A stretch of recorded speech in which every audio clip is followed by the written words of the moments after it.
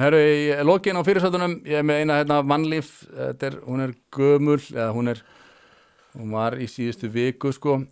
Þetta áhugavert. Eldur, við þekkjum Eldur Smári Kristinsson.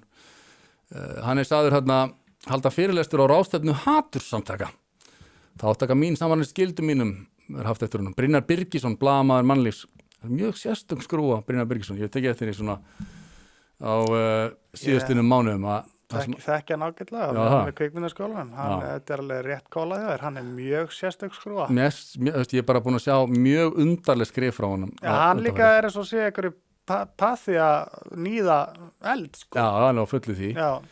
En það sem áhugavert að lesa í þessu sko, það sem að Brynjar Birgisson blaðamaður skrifar, til dæmis. Hann segir ráðstefnan sem Eldur að fara að tala á á vegum Genspekt samtakana en þau hafa verið harðlega gagnrýnd fyrir níð í garð transfólks og hafa hinn virtu mannréttindasamtök Southern Poverty Law Center sagt Genspekt vera hatursamtök. Og málið að ég hef svona undanförnum 10 árum fylgst aðeins með þessu Southern Poverty Law Center og það eru mýmörg dæmi þar sem þau prjóna algjörlega við sig. Til dæmis Sam Harris, þið getur googlað Sam Harris og Southern Poverty Law Center. Hann var settur okkur lista öfgamanna hjá Southern Poverty Law Center.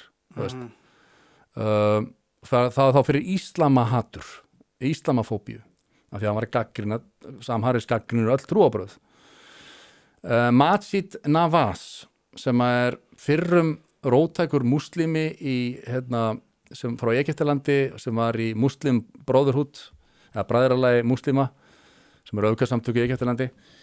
Hann hefur snúist, hann svona reformed muslim og að tala fyrir endurbótum í íslam og að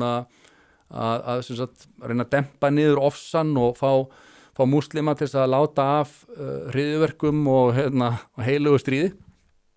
Hann var skráður hjá Southern Poverty Law Center sem öfgamaður fyrir muslimahatur til dæmis.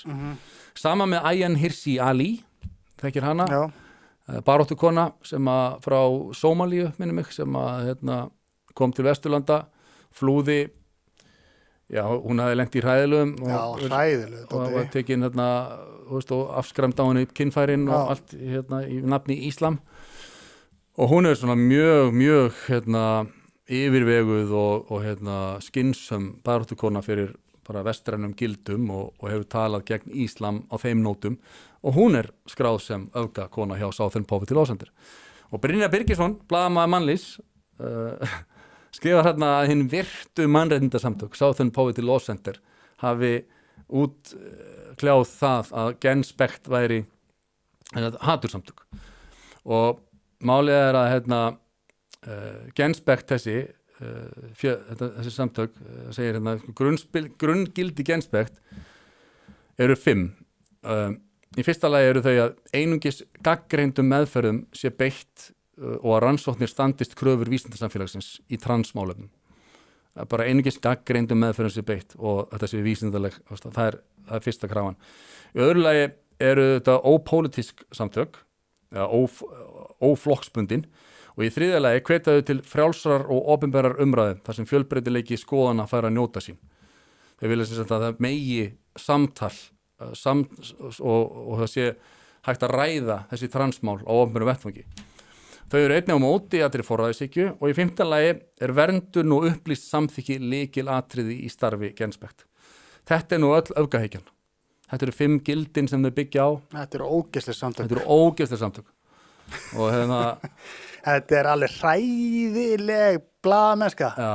Að setja þetta í fyrirsögnina. Þetta bara piece of sorp. Já, bara þannig. Það það sem Brynjar Birgisson og með fullri virðingu fyrir mannlíf sem ég kann vel við að þetta algjört rugl og hvað ritstjórinn?